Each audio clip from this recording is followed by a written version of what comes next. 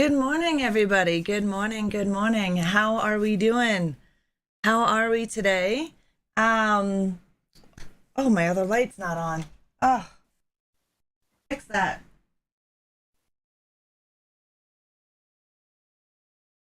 Oh, there we go. Oh my goodness, my lights didn't want to work this morning. I thought I turned it on earlier. Good morning, Deadwalk. Good morning. I hope everyone had a great weekend. We are about to dive into some coffee chat of horror. Zach, thank you so much for becoming a Leviathan for 5 months. I appreciate it. Thank you. Thank you. Hello, Joy Toy. How are you, Deadwalk? I'm really excited because, oh, and I forgot to ask one moment, guys. I'm just gonna ask something here quickly.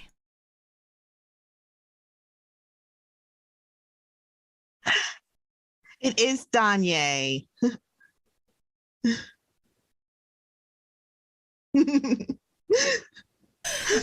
Okay, here we go. So I didn't want to mess up Donyae's name, and I thought I was going to. So I had to make sure that I pronounce it correctly. She's got a beautiful name, and you can see the spelling of it in the chat. Also, if you want to find out more about our guest, exclamation point guest in chat, let's go and welcome Donyae over. Hi, creepies. I am ReAnimateHer.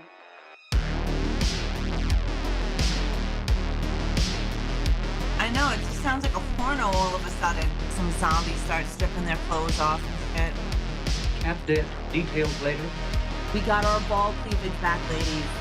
They're coming to get you, Barbara. They're coming for you, Barbara.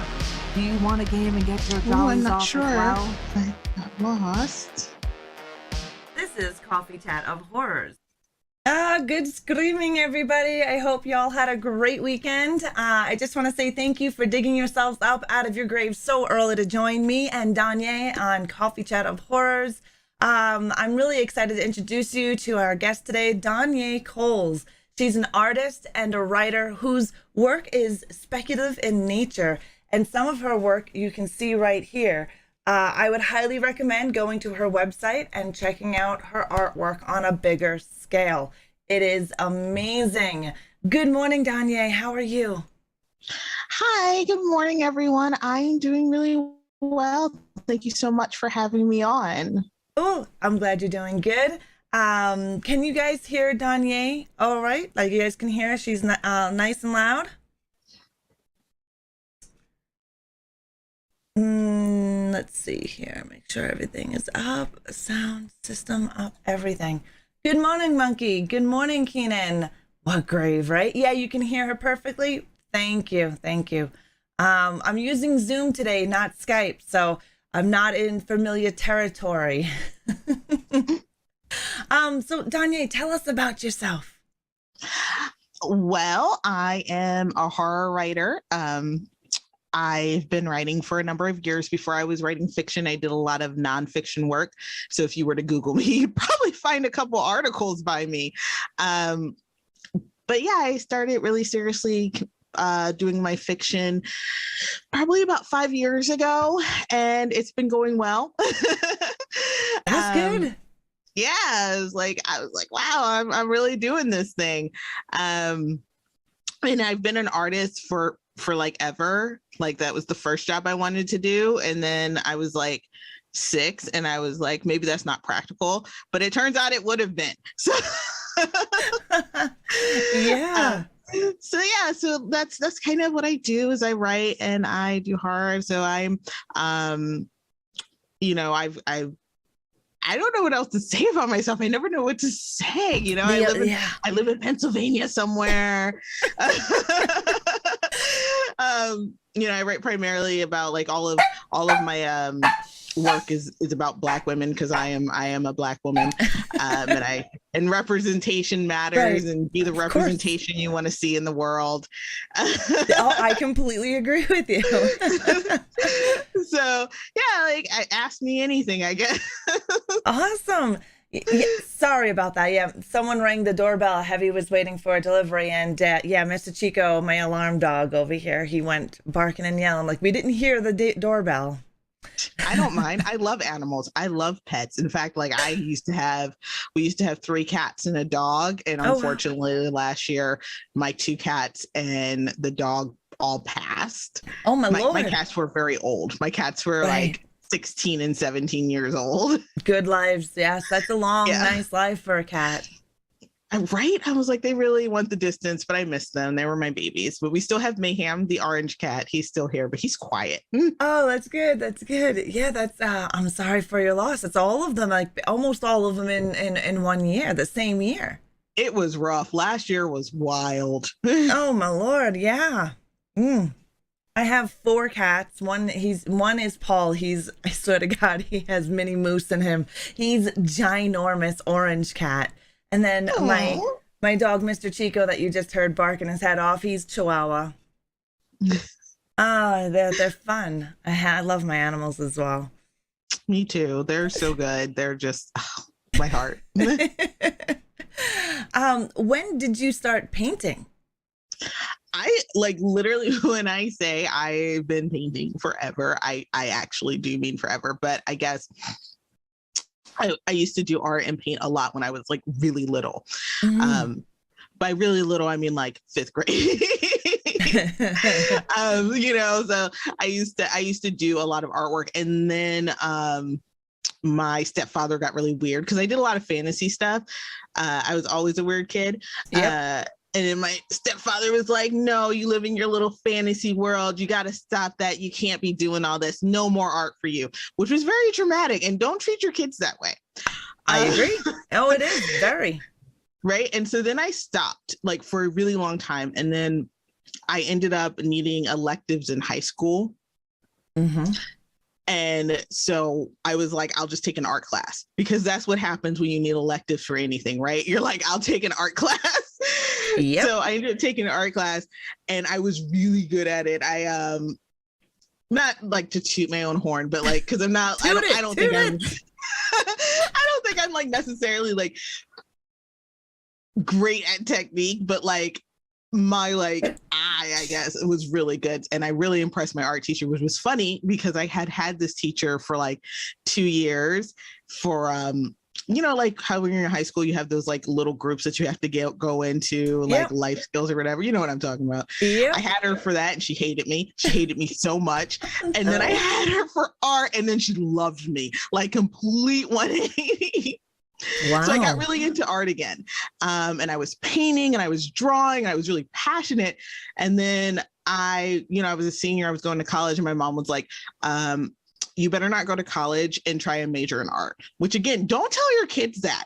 No, I have an aspiring artist myself, and we've always encouraged her to utilize her gifts because it's natural. She does all modalities, and it's like, I praise her to use it. Yeah, not my parents. They were like, oh my Lord, don't do this. Like, that's a waste of your life. Yes, I had that upbringing. So I stopped again. And then I ended up I had some kids, and I started painting again. And then I just did not stop. Like, I just kept going because it made me happy. Like, people were like, why are you spending your money on this? You're a single mom. You should be buying diapers. I mean, not that I didn't buy diapers. I absolutely bought diapers. No, you just had to run around naked. Right? They're just out there shit all over the floor.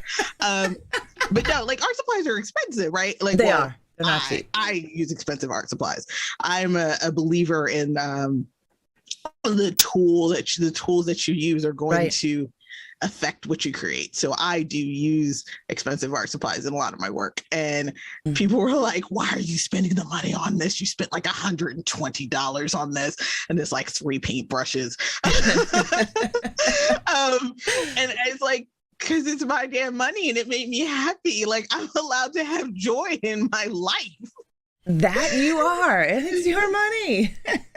And then, so, I was painting, and I was, experimenting with acrylics and watercolors, which I still do, and inks and like all this other stuff, because it made me happy. And then people were like, hey, so can we buy some of this? Yeah. And I was like, Yeah, because art supplies are expensive and so are diapers. So Exactly. let's try it. But yeah, that's like how that was like my artistic journey, and I haven't stopped. And I've just been really leaning into like my own style and creating works that speak to me and getting better and working on different skills that I feel like I lack. Like, so that's the artistic journey. That's awesome. And yeah, to hell with them questioning what you buy. As long as your priorities are dealt with, who cares what you spend your monies on? Exactly. And it's your passion. It's your love. This is what you do. How do you expect to create and grow as an artist if you're not buying the tools needed to enhance that? Exactly. Like, I need paper and paint and expensive crowns. Right? You definitely need expensive crowns. Zombie Guts, right off the bat, she has a question. She says, was there a event in your life that made you decide to become a writer? So I always loved to read. So there's okay, if there was an event that was like, you know what, fuck this. I'm gonna go right. I was constantly in trouble at work. Like, one, I'd always kind of dabbled in writing, but like I was always in trouble at work, and always for the same damn thing. It was, you got to get here on time. You're late all the time, and I am. I am late all the time. There's turns out that was for a reason, but like, wasn't just me slacking off. But I was really stressed out all the time, and I was like, I am always working my hardest at these jobs, because I worked in daycares, I worked for the state government.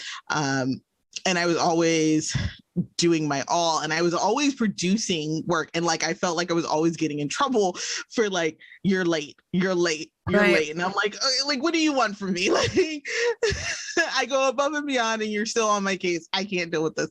So I was like, I hate this. And I was always doing writing like in a freelance capacity on the side. Like I said, I started out in nonfiction. Mm-hmm. And I was always doing that on the side, and I would write my little stories. And I was stressed out about work, and I was like, you know what? I'm just going to go be a writer. Yeah. Forget this. I'm leaving. And I did.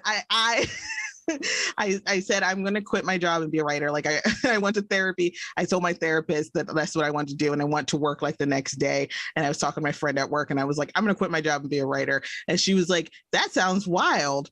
How? And so I started to do that. I started to pick up more freelance clients, looked at my expense. Like I said, I live in Pennsylvania. It's not like a deeply expensive state. Yeah. And I started to look at what I could balance with the money I had coming in through other streams, the expenses I had going out, what I needed. Yep. And so really, like, what set me on the path to like really becoming a writer was I was tired of my boss. Yeah. And so like a lot of people are like, oh, well, that was your nonfiction. How'd you get started in your fiction? The thing is, between juggling that job and doing nonfiction, there was no space in that time for me to like really pursue writing like a full fiction endeavor.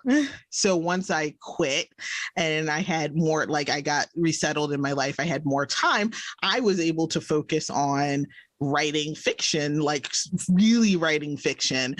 And I know that's not the case for everyone. Lots of people are able to like work full time and like write in their free time and produce. I'm not one of them.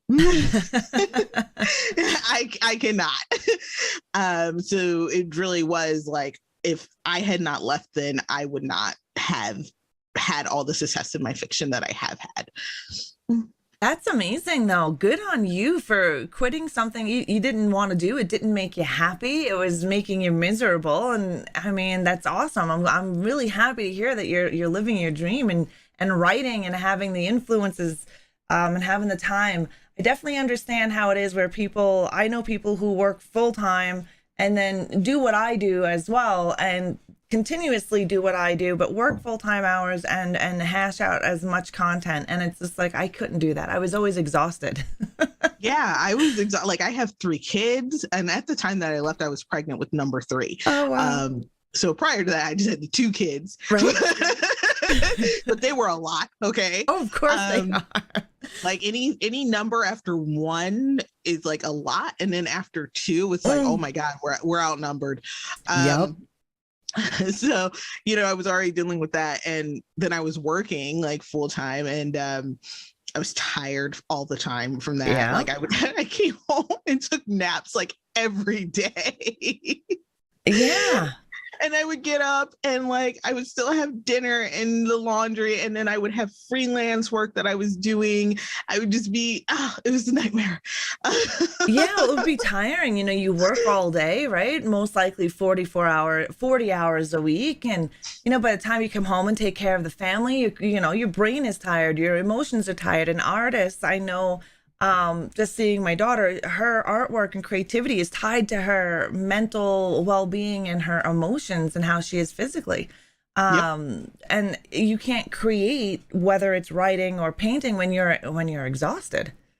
Exactly. So I need my rest. Like I need my beauty sleep. It's where my nightmares come from.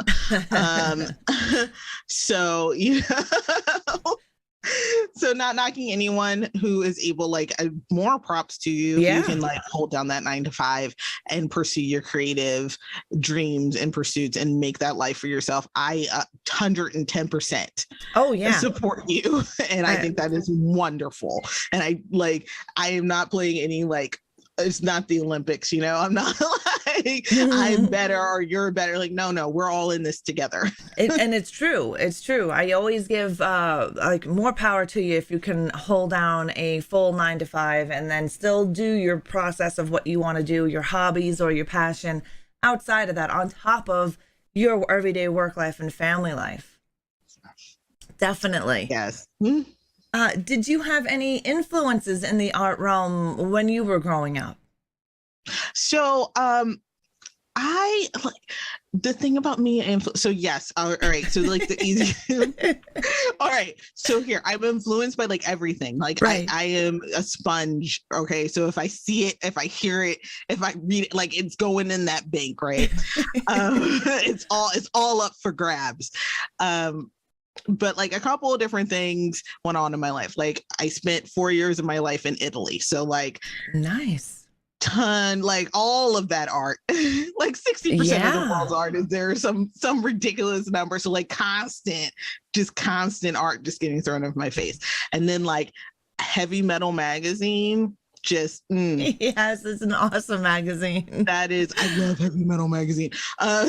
So and that like the work that was in there was so just, it was just so inspiring to me, and to the point where like years later, right, I read that stuff when I was younger and probably too young to read it, just keeping it real, and like a lot of that's just deep memory stuff now, right? So like it's not stuff that I'm remembering actively, it's just in there. So then as an adult, I went back because I collect heavy metal magazines. Yeah. So I went back and I looked at some of that stuff and I was like, wow, I was way too young to be reading this, but here we are. But then I was like, this is why I like this particular thing. Like, this is the aesthetic. It was this comic or this particular artist's work. That's the aesthetic. That's where I'm getting this from. That is what inspired X, Y, and Z in me, and both my like artwork and in my written work, as just finding it in these old magazines that I read, which is wild. Yeah. That's awesome. And I was reading magazines that were too old for me. I was too young for. I think we all have done it. I think that's like at the base of like all speculative fiction people. Like you were reading something that you were way too young for. And now you're like this. Oh, that's awesome. Do you have any influences of today that is it like society with your art? I've looked at your artwork and it speaks not just on a visual level, but it speaks. Well, to me, it does. So I got, what are your influences for that, if any? So I do like I am incredibly influenced. So like what I talk about a lot in my art is just I'm kind of having a lot of personal conversations with myself when I'm doing art. Like in the public eye. But I am talking a lot in my art about how like the experience of Black womanhood, which is really pretentious sounding when I say it. But I am talking about that like when I'm dealing like with like the more like left field like societal things. I'm talking about a lot about emptiness and loneliness and just sort of the absurdity of modern life and the apathy that we find a lot in our modern lives. Yeah. That's kind of what's going on in that piece, Don't Look, with the eyeball that's on the ground. Yes. Because it's just like there is an eyeball there. Like, what are you going to follow? Like, there's this apathy in that situation. There's this horrifying apathy because there's an eye on the ground. It's like, don't look. Like, oh, okay. Yes. Just keep walking.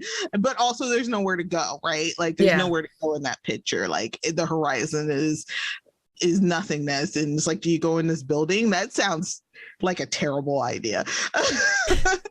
So I'm really inspired by like that sort of duality and that sort of life that we live. Yeah. Not saying that I'm not a nihilist or anything. Like, I think that modern life is also very beautiful, and there's a lot of things that we can find joy and happiness and community in.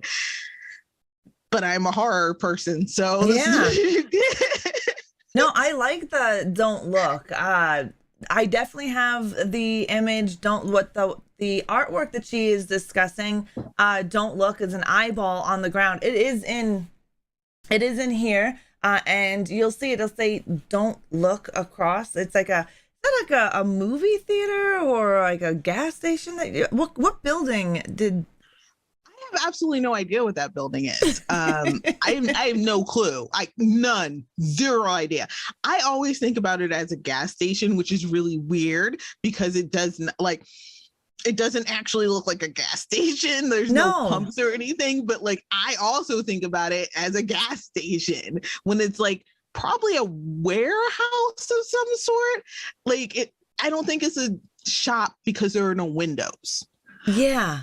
But then it's got like the neon, so it's like almost it kind of reminded me of what it feels like an old drive-in when you pull up. That when I looked at it, and I'm actually looking at my overlay here to see which one it's gonna pop up, where it's gonna pop up. That's what I got was here we go. I'm gonna see if I can make it play this one. Oh, I can't make it play it. Yeah. It'll go through, but when I seen it, that's what it felt like, almost like the older drive-in feel to it. Maybe it was the way the neon went on the Don't Look part. I don't know, but I like that one as well. And I like that. Like, I really am trying. So like, I have my own personal stories that I like was dealing with or that I was thinking about when I was creating all of these. But like, I used to say, when people ask me, I used to say, like, I draw the picture and you tell the story, because I feel like my art should be telling, like, you should probably get some idea of what I'm going through. But like, my art is also it should be able to speak to the viewer and their experience. And like, they should be able to see what they want to see in that image. It's not all about me being like, this is what this is about. This picture is about my period. Like, right. Like it might be for me, but like, and I might be translating that feeling to people so that they understand that to some point. But like, also I want people to be able to look at my artwork and feel like, oh, this is speaking to this specific experience that I had in my life. Yeah. Oh no. Yeah. I mean, the artwork is, well, art itself, people look at it, whatever feelings, whether it's a sculpture or painting or a live action piece, it's that's what they see in their own eyes is telling them a story. And sometimes they can relate to that picture from a different view of life. So it's coming up. I actually want to show it. So I'm just going to try to open it up here. And see if I can't get it bigger. Let's see. This is the piece that we were just discussing. As you can see, right there. That's where I felt like almost like an old drive-in theater. As you can see, the "Don't Look in the Eyeball" on the ground there. All of this, by the way, can be seen on Donyae's website. She has a Instagram. If you do exclamation point guest in the chat, you'll be able to get her Instagram, her Twitter, her website, more information on her artwork and her writing. So please go there and check it out. Yeah, Zombie Guys, you support your kids' art talent. Your daughter is doing ape art. We have craft days in house where we all make something and color it. That's amazing, Zombie Guys. That is amazing. Yay! Yeah, maybe it's the era that we grew up in with parents. My mother nor my stepdad would, embrace the whole creative side of stuff. Maybe that's why I feel I lack that. But maybe it's the era we grew up in. I don't know. Parents are definitely weird. I don't know. Like, it is weird because, like, I have children. I've mentioned I have these kids, and my oldest is very artistic, and I am like, yes, girl, do it. Go for it. Draw your little pictures. Make your little crafty things. Mommy's proud. And like, in stark contrast to my own upbringing, where it was like, no art. What is that? And I think it's just because, like, I think the generation that was raising us was very like, you have to get a job, and like art is not a job, which is weird. Yep. Like, they're like, unless you're exceptional, art is not a job.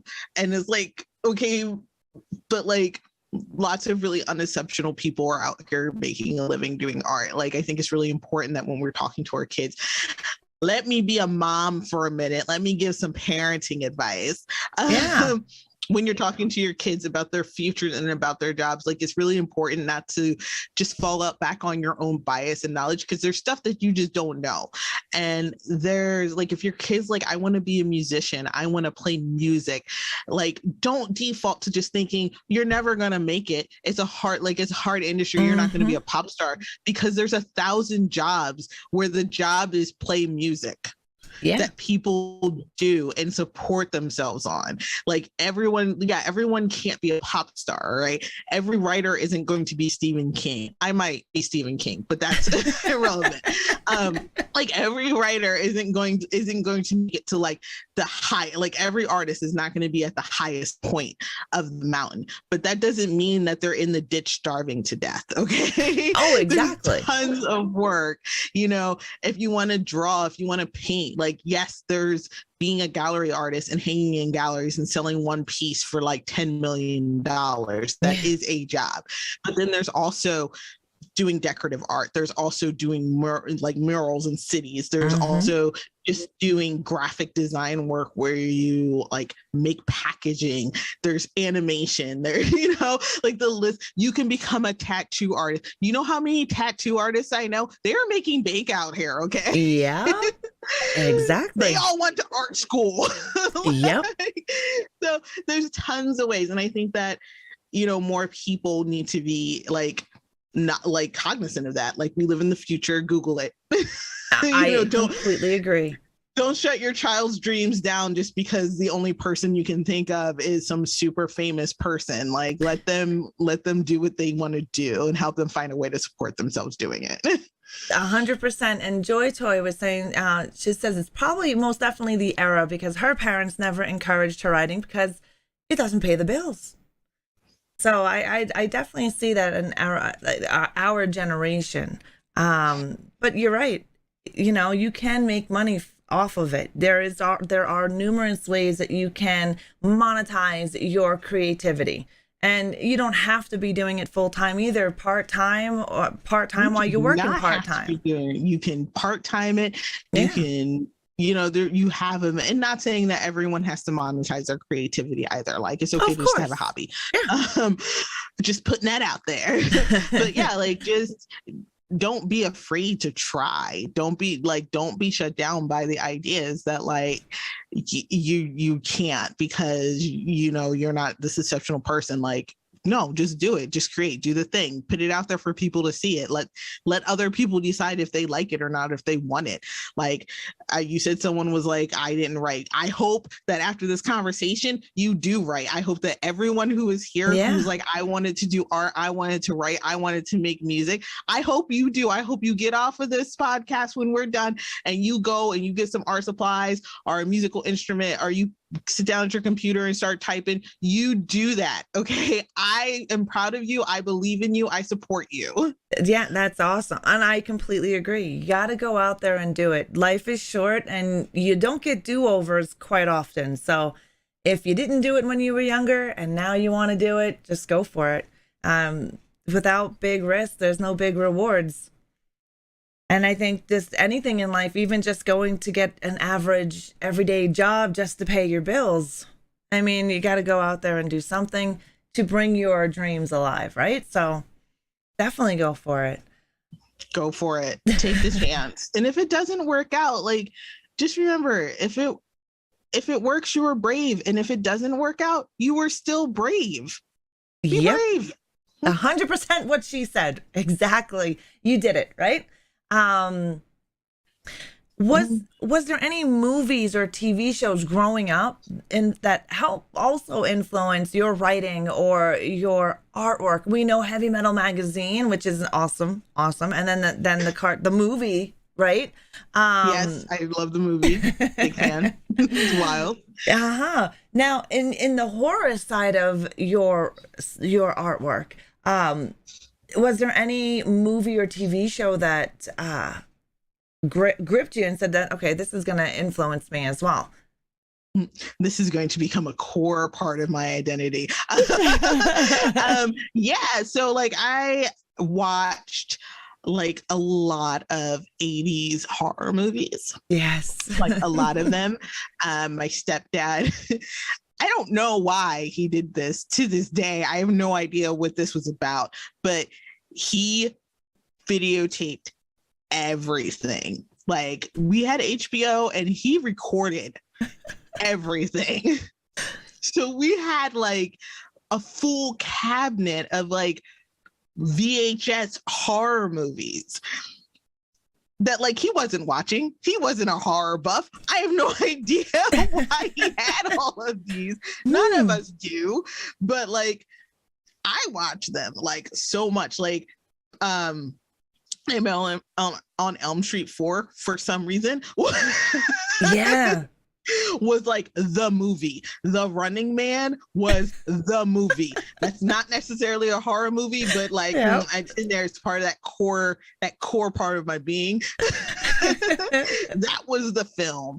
I must have watched that like a million times. I've never actually seen all of Pumpkinhead because the VHS tape for some reason got cut off. So I remember it, like Steve, like the character Steve's about to do something. He's like, Steve, no, and that's where the movie cuts. Oh no. But then like also like there are like actual children's movies that were like, oh, this is important to my life. So like The Dark Crystal. Big Jim Henson fan. I don't know if you remember that show, The Storyteller. Yes. That was huge inspiration for me. Like mood wise, not necessarily that I write a lot of fantasy, but like the mood, the tone, because that was that kind of like darker, like very like fantasy and magical, but very dark. And you can kind of see that in my work now because of how I write. You can see that sort of fantasy in my artwork. You can see that kind of like that brightness that is still very tinged with like this mood of darkness. And that is coming directly probably from the Jim Henson line of movies. So like, The Dark Crystal, The Labyrinth, like all of those. I don't know if he did the work in this, but The Neverending Story. Oh my God. Yeah, these were staples when we were younger. Right? These were the movies. These were the movies. The Last Unicorn was one of my Oh favorite my Lord, films. yes. So like all of these kind of like darker edge children's films, like not necessarily the artwork itself or the work of the like what I'm looking at, but like the tone of those things definitely influence the kind of stuff I create now as an adult. Yeah.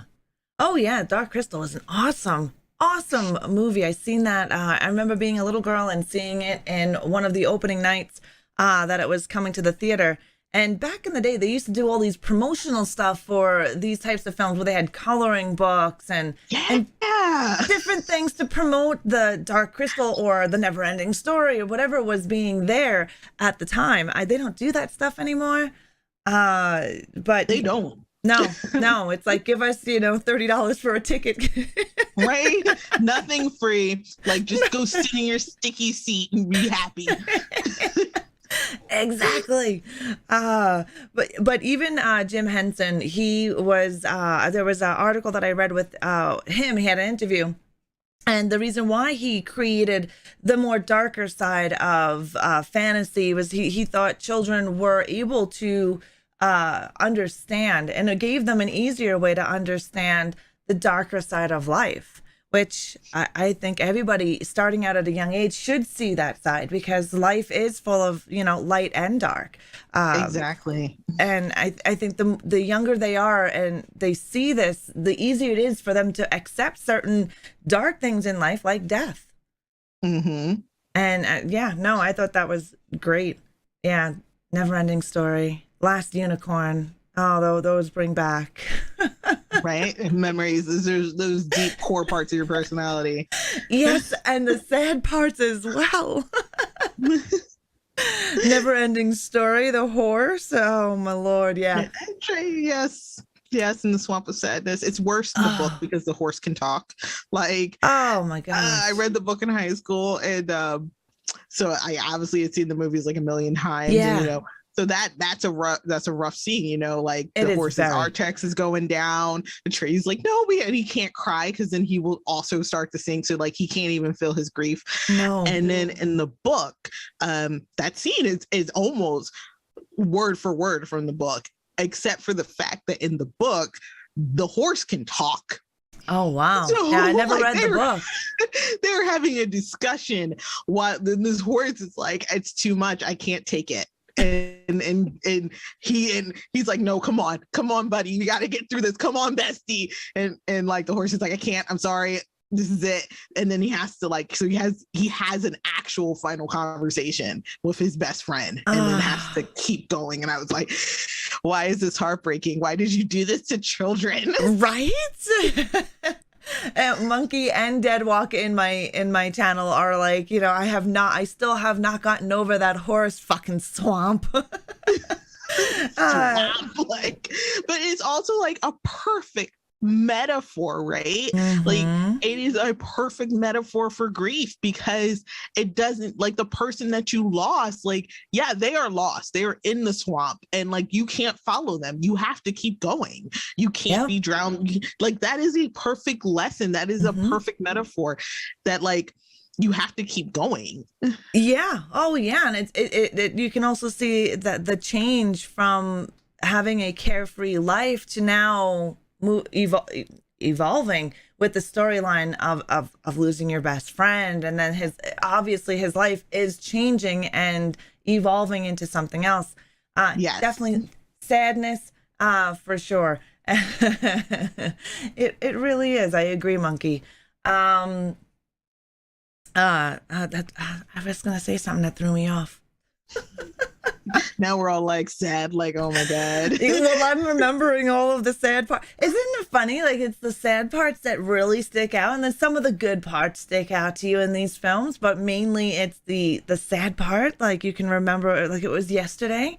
I don't know if it's because it was somewhat traumatizing, but not traumatizing as a young person to see the horse die, because all you have to say is the horse in the swamp, and everybody knows. Everyone is like, emotional damage. Right? That's funny. What is now Pumpkinhead as well. Now Pumpkinhead's a sad story. Super sad story. I mean, it's a horror movie, but it's a sad story of a horror movie. I never made it to the end. Oh, I know. You need to go and watch it. You need to watch the end. Because right off the bat, in the beginning, that's where we see his loss. And you can just, yeah, you definitely need to finish watching that one. Deadwalk says, I'm an animal person, so when the animal dies, it sucks. Yeah, when animals die in movies, it's always sad. Monkey Van Meowerton says, or Molly yelling at the unicorn for coming into her life when she is older, that still gets me. Oh my God. Oh my God. That is my scene. Sorry. I love that scene. Where were you 10 years ago, 20 years ago when I was still new? Yeah, girl. Yes. Obviously, I have seen that a lot. Yeah. She's crying. Shmedrick's confused. He's like, what? It's a unicorn. We're here now. And then she's like, okay, all right. And then what does Molly Grew do? She picks up her shit and continues forward. She's like, you're here now. We're going to make the best of this situation. And keeps going. She has a little breakdown and keeps going. Yeah, that's my scene. Yeah. Yeah. And it's also an empowering scene for young people. It's what's the word that I'm not reinstalling, but reassuring that, even though there might be some shit that happened here, you are still able to make it regardless of what's going on right now and right here, even happened 10 years ago. You still made it through and you can still succeed. Your life is not over just because you're old. There you go. Exactly. You still have a chance for magic. And that's exactly what Molly Grew goes on her little adventure. Yes, she has to work in a kitchen for a little bit during that adventure, but she gets the talking cat and she gets to go meet the red. She does the whole 9. Okay. And she met a unicorn and she got a man. And that's what's Yep. I completely agree. Monkey Van Meowerton wants to know, have you read or seen the graphic novel of The Last Unicorn? And if so, what did you think of the artwork? I have not. And now I want to. But yeah, see, so I'm going to add that. I'm going to add that to my list of things. And when I get to it, I will talk about it on Twitter. Yeah, so make sure you're following her on Twitter, guys. !guest in the chat will pop up all of her links so you can check her out. You can follow her. She's got Instagram. She has Twitter.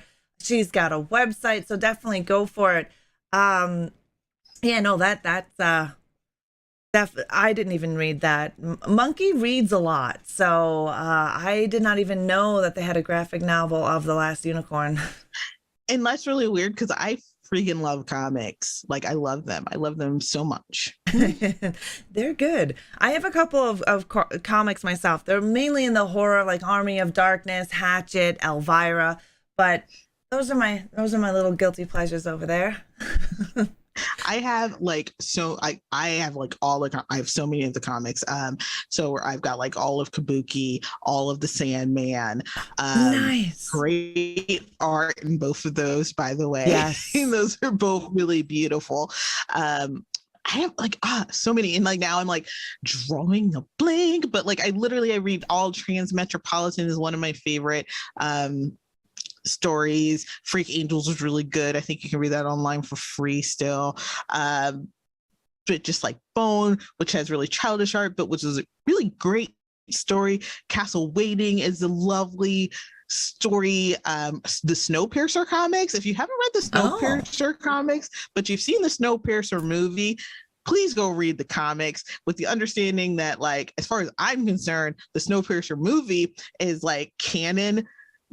Okay. But it's not an adaptation of the comics. It's just a different train. Right. Okay. I just wrote that down. It's not someone read Snowpiercer and they tried to update it. No. That's just a different train. Okay. It's just another one of the 9 trains in that story. Right. Oh, wow. Okay. But you should read them. They're brutal and wild. Nice. Yeah. So I love the Fantagraphic books. The publisher Fantagraphic that puts out I love almost everything they do. just really, I read a ton of manga, like so much manga. I read a ton of like webtoons. I read a lot of reincarnated fantasy romances. Like that's my guilty pleasure. I'm like, oh my God, did you get hit by a truck and wake up as a princess in another world? I love it. I'm ready for it. Yes, show me the male lead. Oh, So, that's awesome. Lots of comics. Big comic fan. Right on. I know. I just wrote down a couple of them, and Joy Toy is like, we're gonna need a list. What do you have a favorite horror film? Like something that you will go back to on a regular basis? What is my favorite horror film? My brain is always kind of like, oh, you have asked a question about something I'm deeply knowledgeable in, and then my brain is like, you have never ever seen a horror film in your life. You've never watched a horror film. You don't know a single one. No, but so a horror movie I probably rewatch like over and over again is honestly Nightmare on Elm Street 4. And I think that's just because it's something that I like now it's a comfort thing. Yeah. I used to watch it all the time as a kid. And now I'm like, yes, this is good. Yeah, no, that's awesome. And it's also part of your childhood memories of your stepdad and why he recorded all of those horror movies. Maybe somehow, somewhere he knew that these were going to influence you, so he had to record them. Perhaps. I don't know. Strange things happen, right? Like, yeah, it's a really weird thing, but like, yeah, I will watch that like pretty much anytime I see it. I'm like, yes, this is my movie. I love it so much. Nightmare on Elm Street's a great franchise, for sure. Is a wild franchise. Yep. Yeah, I'll watch that one a bunch of times though. That's awesome.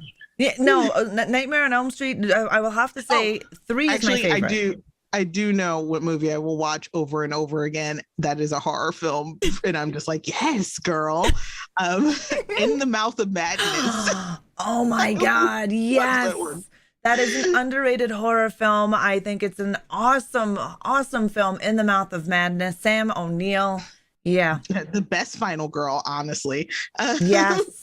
Yes, I did a Coffee Chat of Horrors autopsy where we go into movies. Instead of the interviews, we go into the movies and behind the scenes. And I found out, the keys that get eaten in that movie? It's made out of spaghetti. What? Yeah, that's always stuck with me ever since I did that. It's made out of spaghetti. So they eat the keys. And yeah, I'm like, oh my God. But In the Mouth of Madness is a great movie. That's an awesome film. So good. I like remember watching that for the first time, like in the 90s when it came out. And like my parents were just like, what the fuck was this? Like, what was this?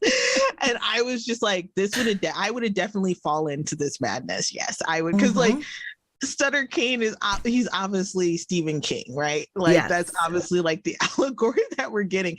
And at that time, that was a huge, like I was just reading like all of the Stephen King books. Luckily, the man's been publishing since like the 70s. So there was a huge backlog for me to go into. And I was reading it and I was just like, wow, I would have died. And my parents, like, they were just like, I didn't understand like any of this. And I was like, what are you talking about? The book, like opened the portal to like madness. And like, that's who they are now. And I had never, like, obviously I was like, what, like 15, 16 years old. I had never read H.P. Lovecraft. I don't even think I had even heard of H.P. Lovecraft at that point in my life. Oh, wow. Yeah. But I intimately understood what I was watching. And And then I like was introduced to Lovecraft like later. I got like a collective volume of his books from some bookstore somewhere. And and then that would go on to influence my work. But the thing is, it's like now it's like, oh, you write this Lovecraftian cosmic horror, which I do.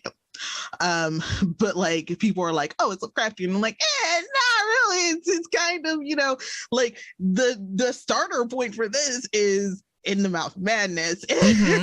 Yes. Like, so like I was influenced by John Carpenter. Yeah. which is wild, like, because I'm divorced, which is probably why we're all able to be like not terribly racist with the cosmic horror now, because we're all influenced by like one step away from H.P. Lovecraft, who was incredibly racist. Oh, well, he was not a good person, you know. And I was introduced to H.P. Lovecraft when I was younger, a lot younger, and I enjoyed his readings, Cthulhu, Dr. Herbert West. But as I got older and the internet became the internet, you can actually go through and see. I'm just like, oh my God. But a lot of people were influenced by Lovecraft without realizing what kind of horrible, as you find out more about him, what kind of person he was. A horrible person, not just racist, but also towards women as well. Awful human being. And like I am like I fully recognize that the man had like a ton of trauma, right? Like he was extremely traumatized, and maybe with a different upbringing he would have just been like the same level of sort of casual racist and sexist as everyone else was in their time, instead of like over the top crazy sexist racist. But at the same time it's like, yeah, like that sucks. Like I understand he had a sad, hard life, but like at the end of the day, he was still incredibly racist and sexist. Yes, like he was awful. Yes. And it's funny because you don't learn about a lot of these things about some of your favorite authors or creatives until we get the internet. And that's when we start talking about it. But like, I think the interesting thing about Lovecraft specifically is that none of this information, like none of this is missing from his work. Like it is in his work, it is in the text, but it is only through like, and when you're reading it just straight, right? Especially if you're reading it from the 90s, right? Like you are from the 90s and you are reading something like this because this sort of like racism and sexism was so just embedded in like everything that we consumed media wise from the 90s, right? So like we become almost blind to the very overt and obvious ways that this man is like being racist and sexist inside of these texts.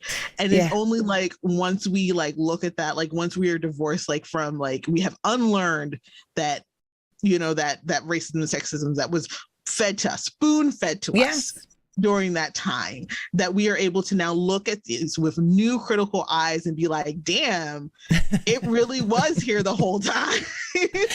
Well, and when you're reading him as a child, you're not really understanding those parts. And when you come and revisit things, you've read something as a kid and then you come and revisit and you're like, oh my God. All the time. I'm just like, wow, this was really not okay. Why are we, this is being removed from the children's library.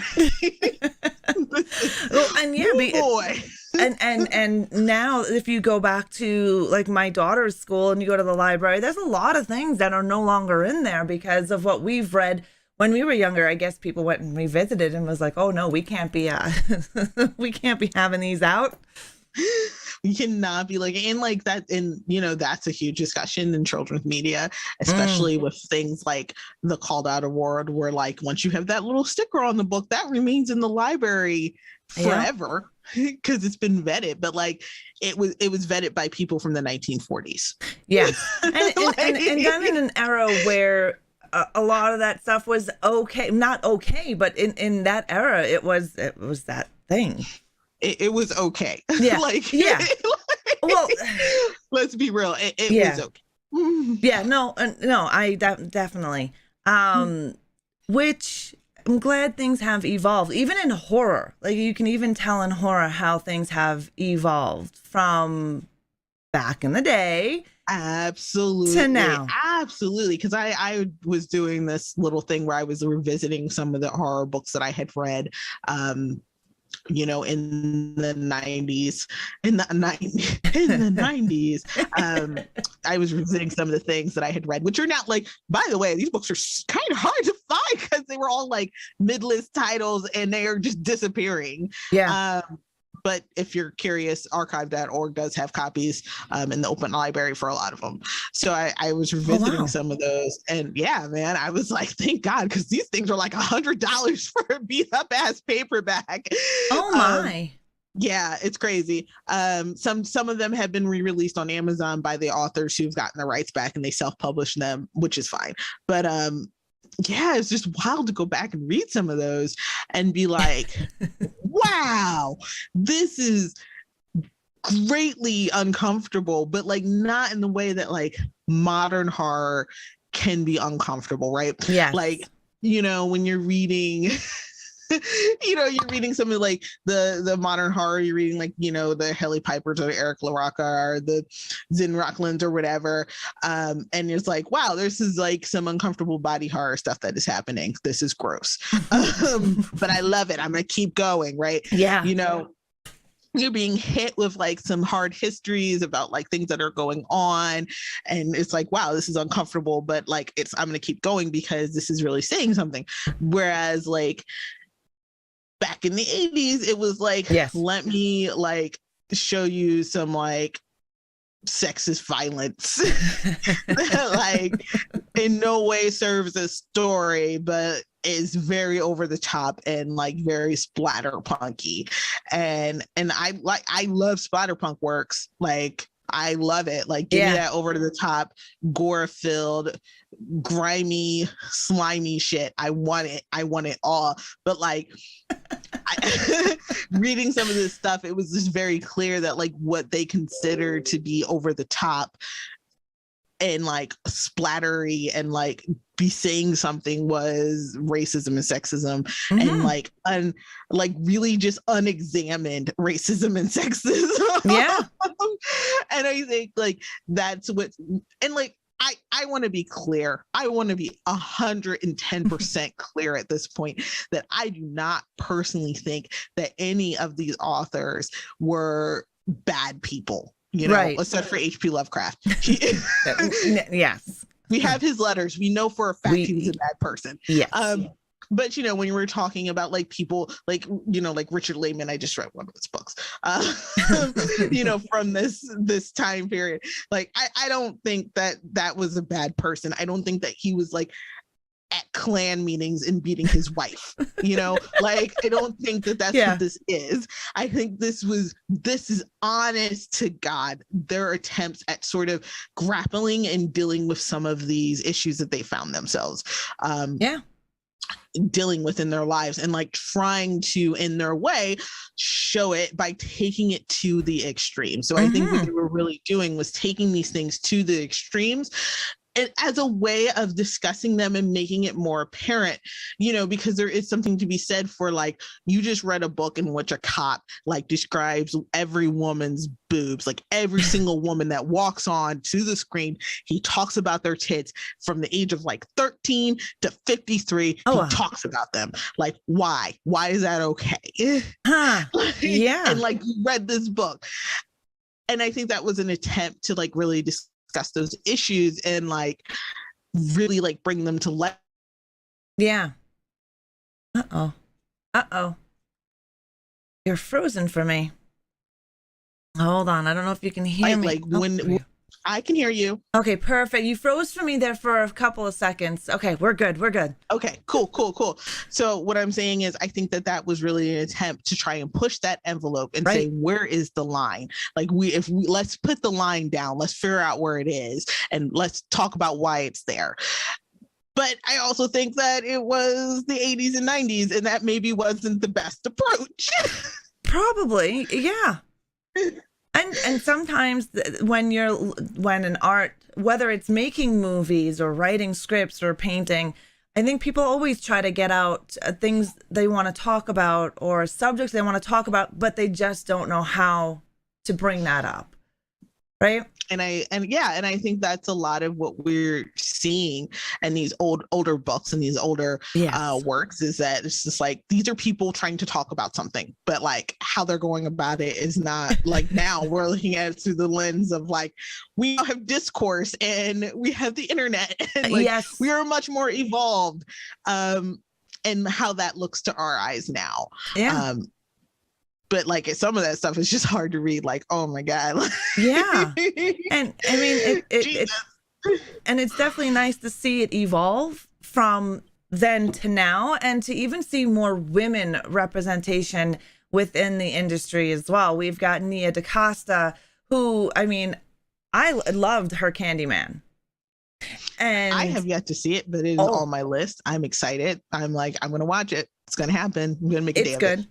It's good. My only gripe is that some of the kills were off scene, like off the screen. No. And I would have loved to see those. Other than that, you definitely have to see it. The artwork in this one is awesome. I have seen the artwork. I have seen it. I mean, I've seen stills of it. Right. Yeah. I didn't see it with my physical own eyes. I saw the picture. And yeah, it's beautiful. It's great. Like, it's amazing artwork. Yes, and there's puppetry. Well, it's almost like puppetry. You'll see when you watch it. It's actually really cool. I don't know. I liked it. There were people who didn't care for it because they were expecting to see, of course, the man, the legend, Tony Todd. But I'm not going to ruin any of that for you. I'm just going to let you go and watch it. The man, the legend. Yes. I love him. It was just a foundational horror movie. Yeah. Even though, yeah, I mean, there's some questions that could be raised about the original. Like, you're telling me that an enslaved man is harassing a predominantly Black project? That doesn't seem right. Seems like he would probably be harassing like the white folks on the hill or something. But okay. Ash Williams, OG Candyman is such an underrated classic, and the 2021 one is also great. I agree. I wouldn't say it's an underrated. I think a lot of people have seen the original Candyman, and I think more of the younger generation has seen Candyman just because of Tony Todd. He's predominant in a lot of horror, especially like Final Destination. I was about to say Final Destination. Yeah. Yeah, no, I love that man. I love Tony Todd. I love his voice. I love everything about him. The way he can read me bedtime stories. He's an awesome guy, and I love seeing him in films. Love it. And Final Destination, yeah. Oh my God, I can never forget the scene with the logging trucks. That movie, like, how that scarred everybody. Yes. Like, we saw that log, and now we're like, we cannot drive behind a logging truck at all, ever. No one's taking that risk. Nope. Then my husband and I are from British Columbia, in Canada. And in BC, it's known for its logging of the forest industry. We moved to Alberta and we went back home for a visit, and we're on this road, and all I see is this big giant logging truck. I'm on the back of a motorcycle, okay? So I'm not even in a car. I'm like, oh my God, the flashes of Final Destination, that whole highway scene comes running. I'm like, oh my Lord, here comes the anxiety. Like, wow, I'm going to die. Or you're not going to die, and death is just going to play a little game with you for exactly. I'm like, okay, let's get away from this, go around it or something. Yeah, anytime I see those logging trucks, that just brings in a streak of anxiety right there. Yes, Deadwalk. And everyone. Mm-hmm. And yeah, he Tony Todd does have such a presence. He does. He has an aura about him. Whether you see him in film, or if you see him in an interview, or if you see him on when he does anything on Twitter or Instagram, definitely.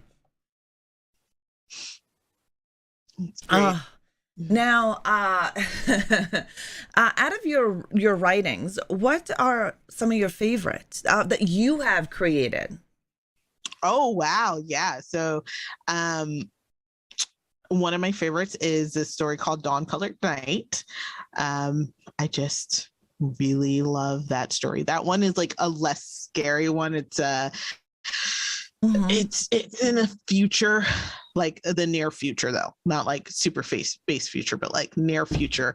And it deals with like ancestry, veneration, and kind of like remembering who you are, and generational violence and trauma. Lots of my stories deal with generational violence and trauma. Yep. Spoiler alert. In Vesterian, I had I had one. I think it was issue 4 or volume 2, issue 4. That I really, really liked. We're gonna get the issue number because like they published so many. It was What Found Nevia, and it was volume 2, issue 2. So I apparently added 2 and 2 and got 4, but it's volume 2 and issue 2. What Found Nevia, because I think out of everything that I've written, like that is something that it's like me at my most fever dream, like the weirdest, like loosest stream of consciousness writing that I had done. And I think it's just really pretty. Awesome. I like Lights, which was in Paranormal Contact from Cemetery Gates Media. That one is, so the premise of that particular collection is we want you to write something, wanted us to write something that was mostly true. Mm-hmm. So, yeah, most of that story is true. I'm not going to tell you which parts aren't, but like, I think that was just a really good, like, way to capture my voice. I really liked Sometimes Boys Don't Know, which is a Nightmare magazine. I just think Bonnie is neat. I thought that was a lot of fun. I like Talia Was Alone, which was in Weird Horror. That's one of my favorites that I've written. Again, that weird cosmic horror shit. Yeah. I like it. Nothing wrong with that. Those are some of my favorite pieces that I've done. And again, if you're curious, I've also, like, not on the website, but I'm going to give a shout out, was I have a piece that was in Anti-Splatterpunk, and that one is really good. It's not on my website, but you can find it easily. It's on Amazon. But if you're curious about my work, I have most of my publications. I need to update for this year. I haven't done it yet. But I have most of the places that I've been published listed under writing on my website. So you can click through. Some of the stories are, you have to buy the anthologies, but some are free to read online. Yep. And if you go to donyaecoles.com/writing, that is where you'll get to see some of Donyae's publications there, as well as her artwork and several other things. She does have a Ko-fi, so or coffee. I'm not even sure how the hell that's pronounced. I say coffee, but I have heard people say Ko-fi, but I don't know. Like, I thought it was supposed to be coffee. I thought that was the joke. I've been to that site, and it says buy me a coffee, and so I think it might be their creative way of spelling coffee, but I never know. I have heard it both ways, but yes. I have. And I'm horrible with names. It doesn't matter if it's coffee, Ko-fi. I'm bad at it, regardless. Talking about like sci-fi-ish and cosmic horror, have you seen the movie Color Out of Space? Color Out of Space. Color of Night is a friggin' old movie, old TV show. Yes, Nicolas Cage. So I have seen most of it, and like, here's the thing. Okay, there's nothing wrong with the movie. This is not about the movie. I mean, it is about the movie, but mostly it's about me. There's nothing wrong with the movie, though. I thought it was beautiful. I love what they did with the special effects, and how they use that color, like that magenta color, to signify, this unnatural being, this unnatural color, because magenta is a color that doesn't actually appear on the color spectrum. Like, I love that concept. Like, I was like, I get it. I'm of the internet. I love that. I love Nicolas Cage losing his shit about his tomatoes or apples or whatever. I love that. Like, that was great. Okay, so here's the thing, though. Little boy in movie. I got a little boy, he wears glasses, and I am just super sensitive. Like, anytime I think something's going to happen to a kid. So like, it was getting to the point that I was like, something bad is going to happen to this baby. And my anxiety ramped up so much. I was like, I can't do this. So that's understandable. I have not, like, I know what happens, but I have not seen the full movie, but I do like the movie. So like my issue with the movie is like my issue. But like in general, I was like, I thought it was really well done. I really enjoyed it. I was having a very good time. I don't even think the part that I was like, I can't do this, was any fault of the movie itself. Right. Like, I think that part is fine. It's just that my personal threshold was like, you can't do this. You're not going to make it. But I loved it. Like, what I was watching was great. Nicolas Cage freaking out was amazing. It was a great movie. I love the colors, and I find a lot of horror uses either reds and greens, because reds and greens are found to put people on edge, and magenta. And you are right, but magenta not being a natural color, or even on the spectrum there. So yeah, and I like how movies throw that kind of stuff in there to kind of keep you uneasy. Yeah, it was like, but it felt like a little nod, like, right, like if you know, you know, because yes. like my husband, who doesn't know shit about any of this, would be like, yeah, it's purple. I guess purple is spooky, right? Like that would have been like the begin, because he doesn't know anything. Like, he's not an artist, he's not a horror writer, so he's just like, it's purple. Whereas I'm watching and I'm like, oh my god, they used the magenta, the fake color, the color our mind makes up. Yeah, and it's great that they do those things, and those that don't know usually end up finding out later on somewhere, whether they went onto the internet and were finding out things. That's how I found out about red and green, was way back in the day, reading about Nightmare on Elm Street and why Wes Craven picked the colors green and red for Freddy's sweater. So I was like, that's really awesome. They're hard to look at, especially like those the particular shades that they use on Freddy's sweater. If you were to paint those shades, like it's hard to look at. Like if you were to paint like a square and then outline it, a green square, and outline it with that red, or vice versa, like your eyes would be like, I don't want to look at this anymore. Yeah, no, exactly. Joy Toy wants to know, do you play any video games? I love playing video games. Video games are some of my favorite things in the world. They're amazing. So like I am playing Control right now. Oh, nice. Love Control. I love it even more because they made an easy mode, because like I got to the security guard, right? You know, the one that like is head of security gets taken over, and he's like fucking floating around, and he's got like his special ops guy. Yes. I was getting my ass kicked on that level, and now they're like, there's an easy mode. So I'm gonna go back in on one shot kill and just get through that. Exactly. Get in on that easy mode. I came here for a good time, not to be challenged.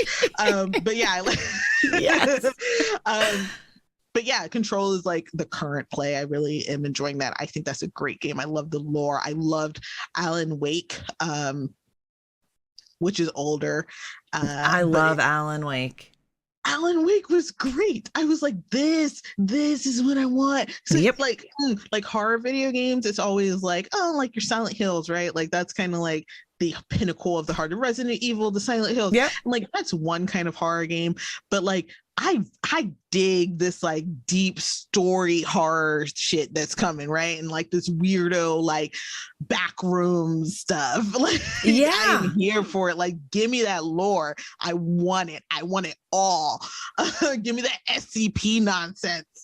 So I'm playing that on my computer. I'm playing Disco Elysium, which is not a horror game, but I think it's just beautiful. Yeah. Like, it's just a really interesting world, and the voice actors are great. The story is just so intriguing, and it's just pleasant to look at. Oh, nice. Right on. Did you know that they're coming out with an Alan Wake 2? I had heard, and I'm looking forward to it. So am I. I love Alan Wake. I played the first one, and then the remake. They remastered, not a remake. They remastered it not that long ago, and yeah, it's beautiful. Control, is in the same realm of the Alan universe. Wake. In fact, you find one of the songs that the band was singing. The two old guys had that band, and I was like, this is a banger. What? Yeah, I love that. I loved Alan Wake. I also, you know what else I really liked? BioShock. The BioShock franchise. Yes, I just started that. Yes. Oh, it's so good. Like, listen, I know a lot of people don't like BioShock 2 for good reason. Oh, they don't? I haven't started BioShock 2. I just finished BioShock. What's wrong with number 2? People just didn't like the story. Oh, okay. People were just like not. Oh, there is that issue. Like there is an issue with the puzzles that the type of puzzles that they use, but I think they fixed that in the remaster, so that may no longer be an issue. But there was an issue there, like an accessibility issue. Colorblind in that one, which is a problem. Yes. But I think they fixed that in the remaster. But people didn't like the story. Because obviously Andrew Ryan is dead at that point. Yeah. And now it's like this other mad person has taken over Rapture, and you're dealing with the big sisters, which is another type. It's kind of like the big daddies, but like different. And also horrible, but I personally really liked it because it was just like, as like in like the sense of a story, right? Like when you do BioShock 1, you come in there like the big damn hero or the big damn bad guy if you're gonna be killing the little sisters, but that's up to you, right? But you come in there and like whatever else is happening in Rapture, there is still a hierarchy of control. Yeah. Like everyone there is a monster, but there are still monsters at like each level that are like controlling each level, and you as the hero kill them all. Like you take down all of your bosses are people who were keeping the other monsters under some sort of control. Yeah. And you kill the big daddies, and like those are all things that were keeping this ship running. So once you leave, like you finish that, then like that second one where you're coming back, like what you're experiencing is like what happens when you destabilize something. Yeah. And like you have that void of power, and new monsters rise to fill that void. And people didn't like that story, but I thought that was like a really interesting look at that, because it has real world effects. Like, you know, like that's what happens. Like we go into some place and we take down, like we say this is bad, and it may be bad, but if you don't do anything after you come in and take out whatever's at the top, something else bad will happen. Like, you didn't solve a problem just by killing Andrew Ryan. You just created a new problem. Yep. You just open up the doorway for another one. Yeah. And that's kind of what, you know, the subtext of BioShock 2 is that like, like you still have a problem here. Like this place is still a problem, and how do you solve that? And then of course BioShock 3, which is like his own, you know, a BioShock Infinite. Yes, I have that. I have the remastered version, and I need to play 2, and then I need to play 3. Yeah, I liked them. I felt like BioShock 2 was really fast though. Like, it felt like a shorter game. I mean, it's fine. I mean, especially I got it used. You got it in a remaster. I don't think there's anything wrong with it being a shorter game, but it definitely to me felt like it went by a lot faster than the first and second one did, or the first and third one does. Right. Yeah, I'm gonna have to, I think, play that next week. Zombie Guts wants to know, do you get writer's block or a creative block? And if you do, how do you overcome either one of those, writer or art, like creative? Oh yeah, I get writer's block and creative block like all the time. It's all done. It's a natural. So like there's this persistent myth that the creative is always going to be creative, but like the fact of the matter is that you're not. You're going to have days where you're tired, days where you're overwhelmed. You're going to have times where you just don't fucking feel like it. And these things cause block, and that's not a personal thing. It's just, it is what it is. So like the first step is, what is causing the block? Is there an issue with the work, or is there an issue with me that needs to be addressed? So like if it's an issue with me, like maybe I just need to rest. Yeah. Like maybe I need a break. Maybe I need to lie down. Like maybe I need to watch a movie and like do something that's not this. And like that's very important because I will spend days and days and days working on a novel or doing edits or whatever, and I need a break. I need to take a break. Yep. But if the issue is not me, like if it's not something, like if I'm not tired or overwhelmed, I have kids, I have a family I have to take care of. The world is very hard. If it's not something like that and it is the work, then I need to identify what's going on in the work itself. Some things that may be affecting the work itself. If it's writing, then I may not be writing what the story wants to be. So like I may be working on what I think should be a novel, but it's really a short story. So I'm trying to inflate which should be a much shorter runtime, or I'm working on a short story, but it should really be a poem. So again, I am trying to inflate and add things to something that should be much shorter. I'm trying to work on a poem, but really it should be a novel. So like finding that, figuring out if there's an issue with the story itself. Like, so sometimes I could be having a pacing issue that is now affecting, now I'm later in the work, and it's now affecting how that's going because it's not paced correctly in the beginning. It could be a character issue where I am trying to force a character to do something that is outside of their nature because it works for the story, but it doesn't really work for the story if it doesn't work for the character.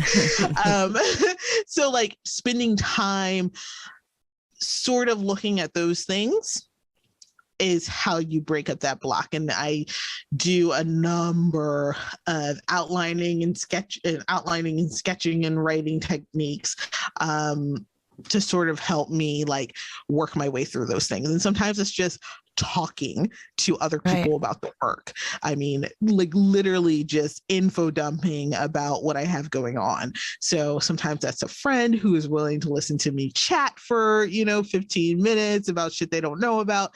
Sometimes it's my poor husband,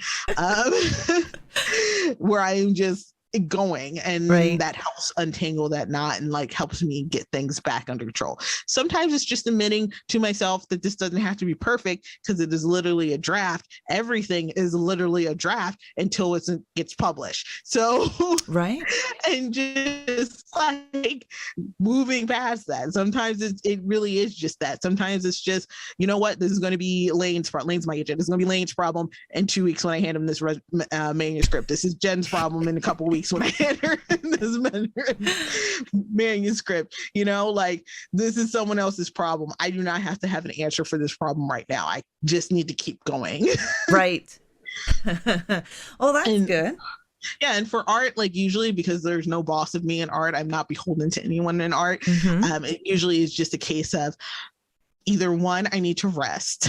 Yeah, I need to rest. Or two, I am letting my own my lack of confidence in like my skills or whatever hold me back. Like it's not that I don't want to paint this portrait, it's that I feel like my ability to render this face isn't good enough. And then I have to be like, listen, Coles, shut the fuck up and do the paint. Like it's always going to look like you did it because you did it. Like it's never going to be good enough for your eyes. Just keep moving. And sometimes, well, most of the time we are the hardest on ourselves. Exactly, because you look at it and all you see are your flaws because you know what you did. So like all you see are like, oh, that line's not extreme, and oh, my notes is off center. But like other people are like, oh my God, this is so good, this is beautiful. Right. Just like when you look at yourself in the mirror, because you look at your damn self every day. So like what you see is like, oh my God, my notes are so big and I have zits or whatever your personal problems are. But other people aren't seeing you that way. The person who passes you on the street isn't like, oh my God, did you notice that she had a mustache hair? Like, no one else is noticing that shit but you. Exactly. And then you have that whole imposter syndrome as well that will creep in on there telling you you're not good enough. Definitely can see that. And Joy Toy says, yep, taking a break is definitely important. I like how you brought up some of those things that you have to step aside and whether look at it's you or look at what you're doing for your character in your book. Is it not fitting well? So that's some good information there. Joy Toy. Oh, you are quite welcome. I like hearing how people go through their creative processes when they have those blocks or they're having a difficult time, because sometimes your creative process and how to break out of that may help somebody else as well. They didn't think of doing Absolutely. that, right? Mm-hmm. Yeah, no, I use advice and tips that I've learned from like a variety of sources. Like I am, I'm not out here on my own like a fountain of knowledge. Like this is accumulated knowledge. Like other people have come before me and been like, I tried this, and like I may tweak it, but like it is still stuff that I have assimilated from other people. Yes. Joy Toy wants to know, have you seen Jacob's Ladder? She says that it's a mind fuck of a movie, but it inspired Silent Hill. Yeah, I have seen Jacob's Ladder. Yes, absolutely. Absolutely. I saw Jacob's Ladder. We are talking about the original, right? Because I learned that there was a remake. There is a remake and it's good. Are you sure? Are you sure it's good? Because I saw the preview and I was like, what? Well, they sort of kind of used the first story, but changed it up a bit. It wasn't a horrible movie. I still prefer the original of Jacob's Ladder, but they still kept that same mindfuck in the first one into the remake. I want to say the remake is more of a reimagining than an actual true to the story of the first one. All right, I'm gonna give it a try. It's on Netflix. I'm gonna give it a try because the first one, I love the first movie. Oh, the first one's great. First off, it made me very uncomfortable. It scared me a little bit, and I appreciate that.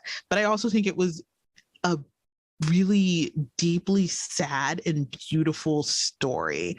Like it was so human. Like it was all so human and heartbreaking, and it did that thing, it does that thing where it was like, you're all like, the thing, we're very used to it now, where it's like, haha, you've been dead the whole time. Yes. And like, we're super used to that now. Now we are, but at the time, not at all. This is a post-Lost reality. Yeah. So we're super used to like the, haha, you've been dead the whole time.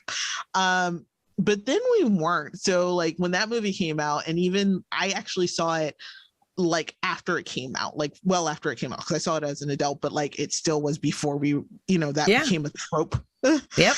And so like that moment of heartbreak, it was like, oh, you made it. But it was still like, like, there was the relief in that pain. It's just such a beautiful movie. I think Jacob's Ladder is a beautiful movie, and also while still being deeply horrifying, because the scenes in that one, like, whoa, wow, hell is really something. Oh yes, very much so. And as a horror, I really like that concept.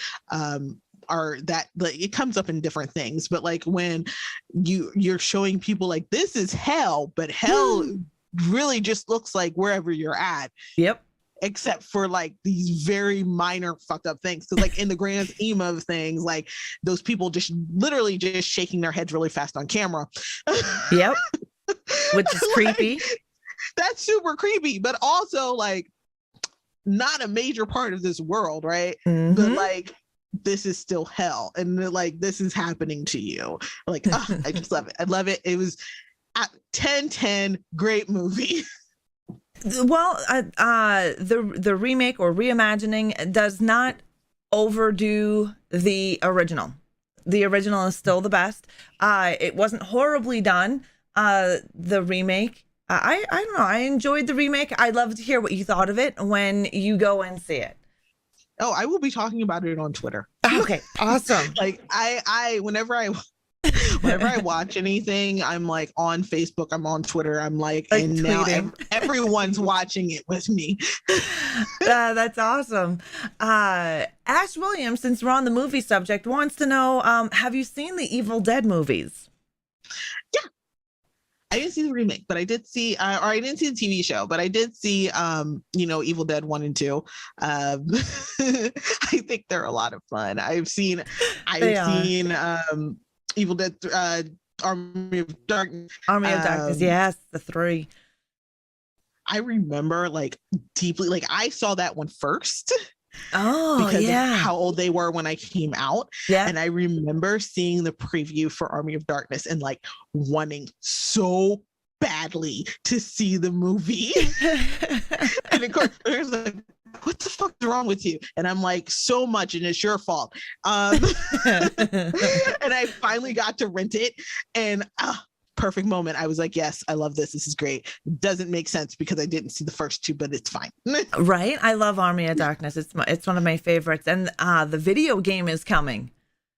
Oh, yes. May 13th, 2022. The video game is coming, and it brings in Evil Dead 1, Evil Dead 2, the TV series, and Army of Darkness characters all inside of this video game. So check that out when it comes out. I was able to do the beta on Xbox, and I loved it. Well, I'm going to check it out because I do like me some video games. Yeah, the video games are fun. But yeah, I saw not Army of Darkness, but I ended up seeing Evil Dead in college. And like, I watched this, and it's like, we hit the second one. Actually, I watched it with my best friend. We hit the second one. I was like, wait a minute. Like, this is like, did he literally just do the same thing over again? Like, did he not learn the first time? No, they never learn. And my friend was like, yeah, no, he didn't. I was like, man, Sam Raimi's just really out here just doing what the fuck he wants. Respect.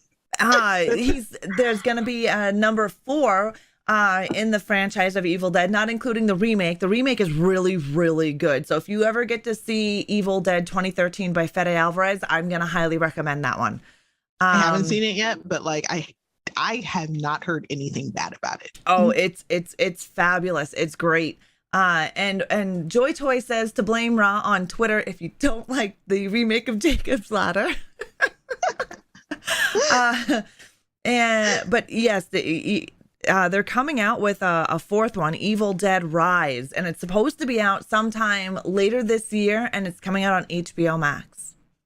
Which I have. Nice. Because HBO Max is great. Yes. Yes, it is. Zombie Guys wants to know, what is your all-time favorite movie? What is my all-time favorite movie? Mm-hmm. My all-time favorite movie is probably The Last Unicorn. Oh, yes. The Last Unicorn. I mean, yeah, it probably is, because I've definitely seen that like a million times. Yeah, probably is The Last Unicorn. Actually, no lie. That's just a movie that I saw, and it's like this is now part of my deep memory, and I this lives in my head forever. And also The Fifth Element. Oh, The Fifth Element's a good movie. For sure. I love The Fifth Element so much. Yeah, so like there are a lot of movies that I watch and I'm like, I saw that and that was great. I really enjoyed it. And then like I never watch it again. Like I never see it again.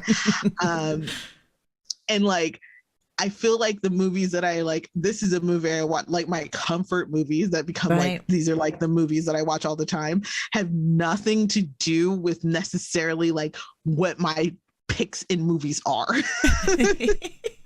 Like I love The Fifth Element. I love The Last Unicorn. I love The Adventures of the Baron Munchausen. I love Southland Tales. I love Southland Tales. Why isn't Southland Tales a comic or a book? It's great. It's so off the wall. Yeah. I don't know if you've ever seen Southland Tales. No. I'm actually Southland what? Southland Tales, it's bizarre. It's this okay, so like everyone in this movie is famous. Like every single person who's in this movie you have seen in another movie. Like you know who they are, name recognition right away. Oh, wow. So like The Rock is in it. Like The Rock is a really weirdo character in it.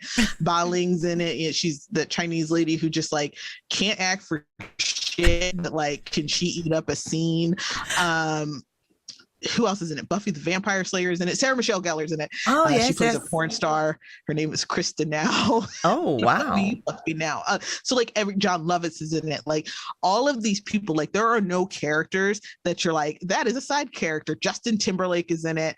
And every single person is someone famous, which is really bizarre. Like, how did you get all this money? That's Right. one. Two, is in a near future version of California. We live in like a weird totalitarian state. We've been at war forever. There's a new drug on the rise. But all of that is kind of background information for like this weird prophecy situation that's happening. And like time travel, like there's this time travel. It's so weird. It is deeply weird. I have no idea how this movie is in existence, but like you can put it on at any point in time. Like you can start it at any point in time and have missed absolutely nothing and still have a good time from whatever point you start to whatever point you end at. Interesting. I have that written down. Southland Tales. Yeah, I like Check learning it about out. new You're movies. gonna be like, what the fuck is Oh this? yeah, I'm going to definitely. I like weird stuff. So So weird. yeah, no, thank you for that. I wrote that down. We are coming to about that time. I don't want to take up more of your Sunday. Are there any projects that you want to shout out, or any people you want to shout out that you're working with, or anything upcoming that we should be, keeping our eyes out for? So yeah, I am working on a game. It's called The Sky Left Us. I think the preview is on not preview, what's the name? Demo is the word. The demo is on itch.io, I believe, and maybe Steam, but I'm not 100% on that. I should have definitely checked before I did this, but I am working on that. It is a science fiction romance light novel. I am one of the writers. There's like 2 or 3 others and what was that the I'm name working of that on. again? The name is The Sky Left Us. The Sky Left Us. I'm writing that down as well. Yeah, so that's a fun project that's on the horizon. I am also, of course, my book. Yeah. Gotta plug my book. Of course you do. My book is coming out. My debut novel, late 23/early 24, depending on how the chips fall. So I've got some time before that drops. But Nice. So you've got some time to catch up on the other works by me. Follow me on Twitter for like updates of like when my pre-order link and stuff like that come out for that. But that is a Gothic novel, a Gothic horror novel that is coming out from Amistad.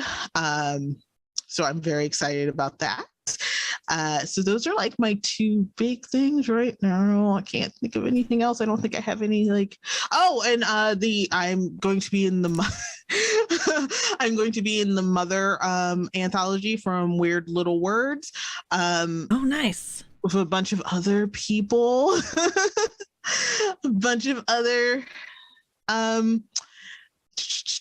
let me just double check on my I'm pretty sure. Yes. Mother Weird Little World. Sorry. I'm gonna be in that with a bunch of other really cool people. Like off the top of my head, I'm like, I know Shane Hawk's in it. Like that's the person that I'm like, yeah, that's who's in there. I think Gemma Files is going to be in there. John Langland, I think. So like just a lot of cool people are going to be involved in that little project. So yeah, I think that is those are the big ones that are coming out. So awesome. Yeah. What's the name? Are you able to give us the name of your Gothic horror, or you're waiting? It is currently titled Midnight Rooms. Midnight Rooms? Ooh. Yes. It's the story of this woman named Orabella who is married to a man who is a marriage of convenience, as these things go, and moves out to his and his family's estate out in the countryside where things go off the fucking rails. Okay. Interesting. Was pitched as Crimson Peaks meets Get Out. Nice.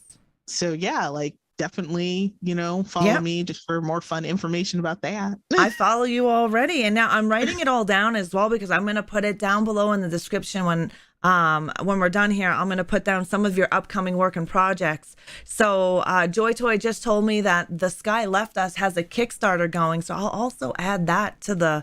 Oh, I think our Kickstarter closed. It was funded. Oh, it was funded. Oh, perfect. I'm pretty sure if you go to that Kickstarter, I'm pretty sure, not 100%, right, but pretty sure, like on the link, like wherever they put links at, there's a link to, I think maybe Backer Kit or something, where like you can pre-order the game or something.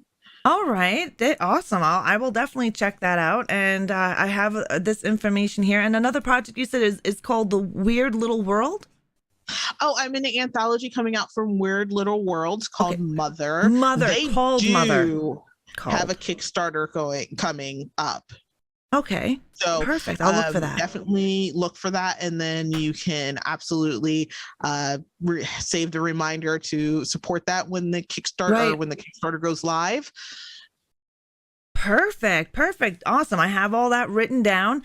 And I will add that to my description. Thank you so very much for taking the time out of your weekend to come on to Coffee Chat of Horrors and chit chat with us.